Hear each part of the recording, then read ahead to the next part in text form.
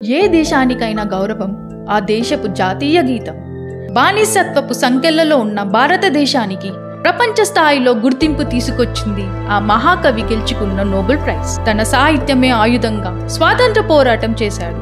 ఒక poet, novelist, writer, drama artist, philosopher, social reformer.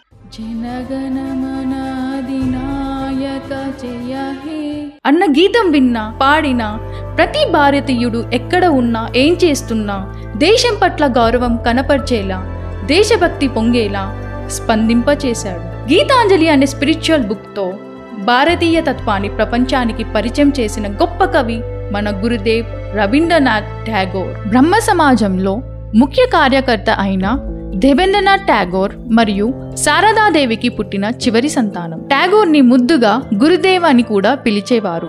చిన్నప్పుడే తల్లిని కోల్పోవడం వల్ల పనివాళ్ళ సంరక్షణలో బయట ప్రపంచాన్ని చూస్తూ పెరిగాడు. ఆ క్రమంలో జరిగిన ఎన్నో సంఘర్షణలు తనకి సాహిత్యం మీద ఆసక్తి కలిగేలా ప్రభావితం చేశాయి. గురుదేవ్ ఇంట్లో నుండే చదువుని అభ్యసించారు. 17 years వచ్చాక తన తండ్రి ఇంగ్లాండ్లో లా చదవడానికి పంపించారు. కానీ గురుదేవ్కి సాహిత్యం పట్ల ఆసక్తి ఇంగ్లీష్ లిటరేచర్ని ఎన్నుకునేలా చేసింది. ఆయన ఎన్నో రచనలు చేశారు. బెంగాలీ తన మాతృభాష అవ్వడం వల్ల ఎన్నో బెంగాలీ రచనలు, కవితలు, సాహిత్యాలు రచించారు. ఆ కవితలలోని మాధుర్యాన్ని ప్రపంచమంతా ఆస్వాదించేలా వాటిని ఇంగ్లీష్లోకి అనువదించారు. కత్తి కన్న కలం మిన్నా అని స్వాతంత్ర పోరాటం కోసం ఆయన రాసిన ఎన్నో రచనలు నిరూపించాయి.